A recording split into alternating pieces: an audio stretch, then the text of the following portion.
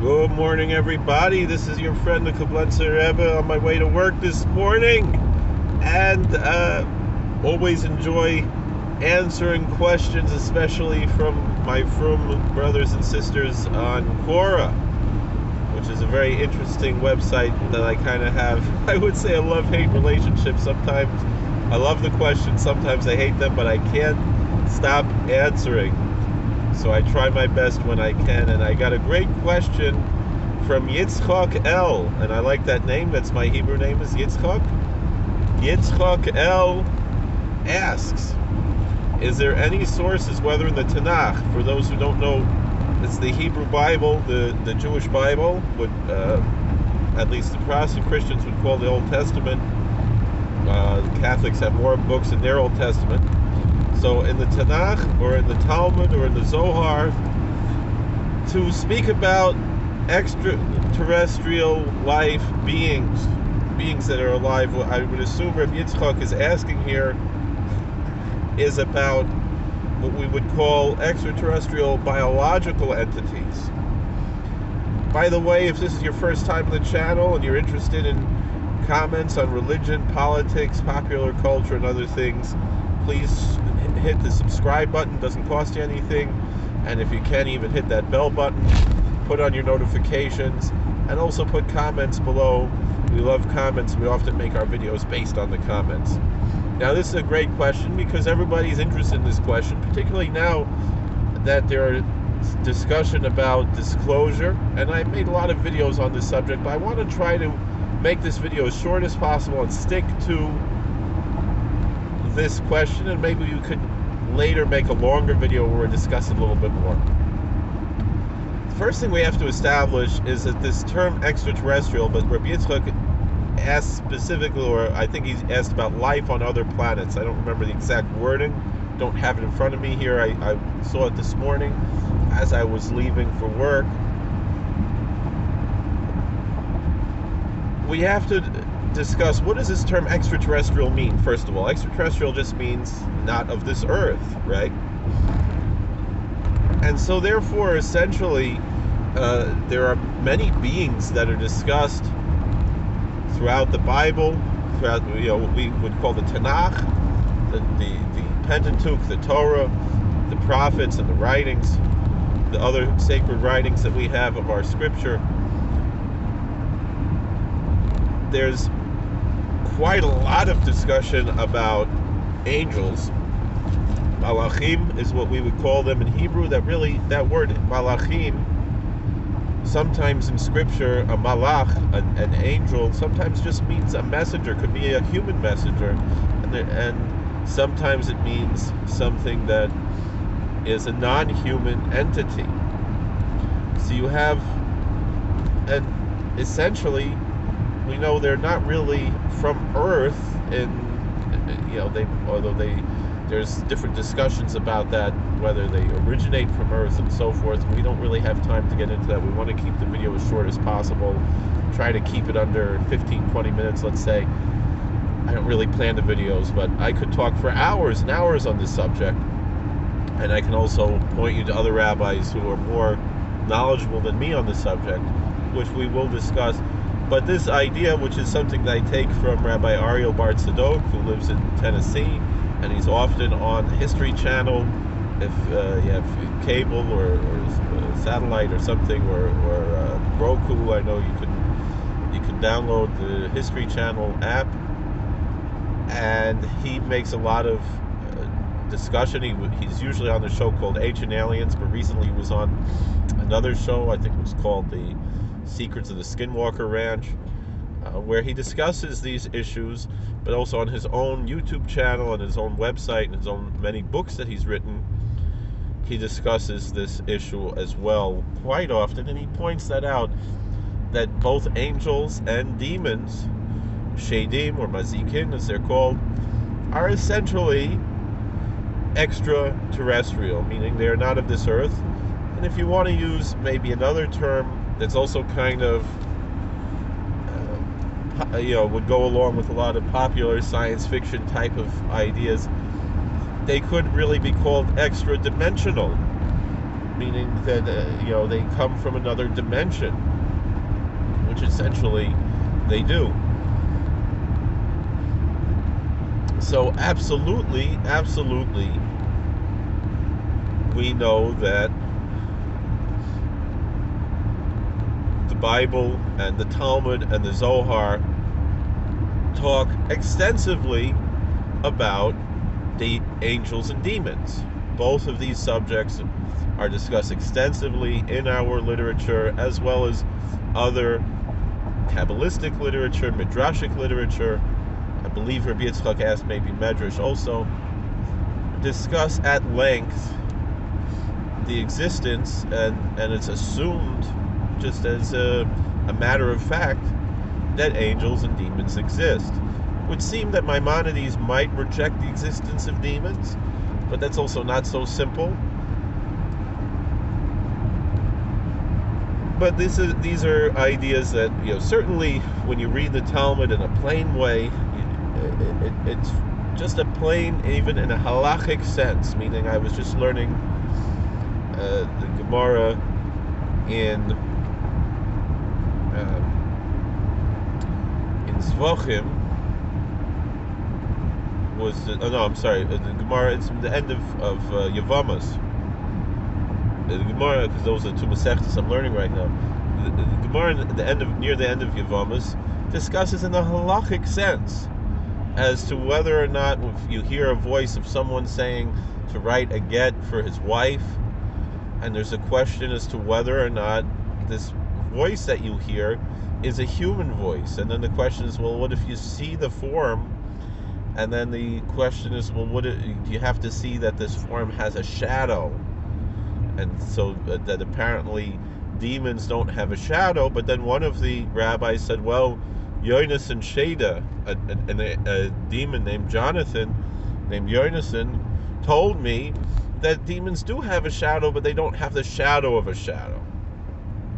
And this is discussed as a matter of fact issue, meaning this one, I'm trying to remember who it was. I learned, and I even made chazara, but I'll admit that I don't remember exactly which Tana or Mara it was who was discussing this. But it's presented in a way that you are. It's an assumed fact that even this one rabbi discusses that he spoke to a demon and discussed with him matters that actually have a halachic bearance, actually make a difference in Jewish law. So it's not an exotic thing. It's not a weird, spooky thing. It's not like a scary thing. It's just a matter of fact, just as much as whether you would discuss, seeing a squirrel or a snake or some animal or a bird that exists. So just as much a matter of a fact that these beings exist, which are intelligent beings that we can have a conversation with, discuss matters of Jewish law with, and it's not even considered to be strange. And something should be pointed out for those, whether the listener is Jewish to this video or not. We tend in the West to associate demons with evil. And the classical Jewish approach is not that these are, diabolical, embodiments of evil, but rather quite similar to how you would see in other Middle Eastern cultures, particularly not only in the Islamic world, but also the pre-Islamic Arab world. You have the discussions of what are called the jinn, which is where you have the English word genie, and really that's where you that would be probably maybe even a better term for what we call them in English demons, but they're really, shedim are more similar to, in the Islamic and pre-Islamic Arabic culture, what they speak of the jinn. Again, some of them are good and some of them are bad. It's pretty much, they're really not that different than us. And similarly, both, certainly in the Zohar And in the Islamic teachings, you have this idea that they have societies and even religions. Meaning, in the Zohar, you have discussion of Shaitan Yehudoyin, of Jewish demons, meaning the demons that practice Judaism, and so too and this is actually something you find both in Christian and Islamic writings. And really, if you would look at from a, again, not that I consider either Christianity or Islam to be authoritative for us as Jews, but it's interesting when you find similar ideas that are not so obvious to people who make certain assumptions based on Western cultural teachings. You do find a lot of discussion of demons in what the books that Christians would call the New Testament, and they does mention that they worship God, they believe in God. They aren't really presented as the dead dominions of Satan that they're popularly, viewed as in more popular culture in the West. But also you have in Islamic teachings that the jinn also practice the various religions, that there are Muslim jinn, there are Christian jinn, there are Jewish jinn, and this is actually something that even in Islamic culture too today, you will have certain imams who will make claims of being able to communicate and identify them. I mean, I know someone who was he underwent an exorcism in Jordan, growing up Muslim, and they actually tortured him very violently during this exorcism, and he underwent a lot of abuse. But the one who was performing the exorcism, and I won't describe exactly what a horrible, violent thing that they did to him to try to exorcise these demons, but the one who was performing the exorcism specifically said that he's possessed by jinn who are Christian and Jewish. So you see that this is not only part of the Islamic lore in ancient times or medieval times and so forth, but to this day in contemporary society, it's part of the practice, actually, and part of the way that they operate in these cultures. This surrounding the belief that these beings have religions and societies and so forth, and I would imagine that therefore the Shedim, the demons, you might have some that are Hindu, some that are Buddhist, some that are Shinto, some that maybe even are atheist, and maybe they are influenced by modern society. They're not, bearers of some great supernal knowledge. They're really just like us in many, many ways. And actually the Talmud tells us that they are like us in certain ways, and they are like the angels in certain ways, meaning that the demons are like the angels, that the ministering angels, specifically the Malachi Ashares is what it says, that they can fly, they can make themselves invisible, and they can know the future for 30 days in advance. Some people posit that that's because in their dimension, actually, time goes backwards. And so that's where a lot of these type of psychic connections can come from, that people can predict the future on the short term because of connection to some kind of a demonic force. Again, that doesn't necessarily mean they're evil, but they could be manipulative in that way, meaning that you can have a being presenting itself as some kind of an angel or a prophet or an ascended master or a saint, and it's actually a demon trying to kind of play a trick on us. That is the type of thing. And it might be done in a way that's not so obvious. For example, there's a story brought in from the Shevet Musar, who was a Rav in Turkey, in Izmir. He was the chief rabbi of Izmir, Turkey.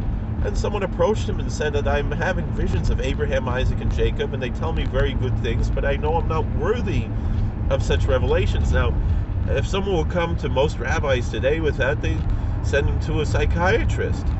But Rav Eliyahu Cohen, who was the Shevet Musar, he understood that there's something going on here, and it's not mental illness. But he said that when Abraham, Isaac, and Jacob, Avram, Yitzchak, and Yaakov come to you, ask them, are they the Avos Olam? Are they the patriarchs of the world? Are they the patriarchs of the Bible? Are you just three guys named Abraham, Isaac, and Jacob who are trying to pull a fast one on me? And and these are actually your names, just like my name is Yitzchak, and the one asking this question, his name is Yitzchak. Not lying. I just did a wedding the other day where the chosin, his name was Yitzchak, and he's a ger, so it's Yitzchak ben Avram Avinu, and his wife's name is Rivka. So he sounds, who's to say that in their society they don't have similar things? That someone, he's going to say, I'm Yitzchak ben Avram and my wife is Rivka, and he's telling the truth. And yet, of course, he's not really saying the whole truth. And yeah, he's telling the truth, but you make certain assumptions when you hear a partial truth. And so those are the types of things, and it's often the kind of like criminal element that might be interacting with humans, because for the most part, the Shedim, the demons, really don't have any reason to interact with us any more than we might have a reason to, go try to start a conversation with an ant colony or something. We're very different types of beings. But like I said, they are like angels in those three ways. But again, if someone is trying to present himself kind of like, if you might know, I think there were episodes, I think both the Twilight Zone and the Outer Limits used this story, and it was brought in The Simpsons as well, as a person trying to present himself as some kind of a god to another civilization. Even in Star Wars, you had that also, where the Ewoks thought that C-3PO was some sort of a god, and he was not allowed to impersonate the god according to his programming, but then again, he wound up doing it anyway. But in any event, you have this idea that someone's going to present themselves as being something spooky and supernatural, and really it's very natural. It's nothing abnormal, it's nothing exotic. I'm already 17 minutes. I didn't even get to the point of the story. But so we'll make a separate video, I think, talking about the question of extraterrestrial biological entities, and we'll post both of these on Quora. And I only have a few minutes left before I get to work, so let's hop around a little bit. But essentially, the Gemara in Chagiga says that the demons are like human beings, and in as much as they sexually procreate, they eat, drink, and they die. And so it would seem that would be the segue to this question of them being biological entities, meaning these aren't merely spiritual beings, but they are beings that actually have a body, and that body might exist on another planet, but they interact with us, perhaps psychically. The speed of thought is faster than the speed of light, and they can present themselves to us in various ways, and so I think at this point it's worthwhile for us to stop the video and make a separate video about the question about extraterrestrial biological entities, specifically, which seems to be the crux of the question. Thank you for watching. God bless. Please like, share, and subscribe, comment, and we'll see you.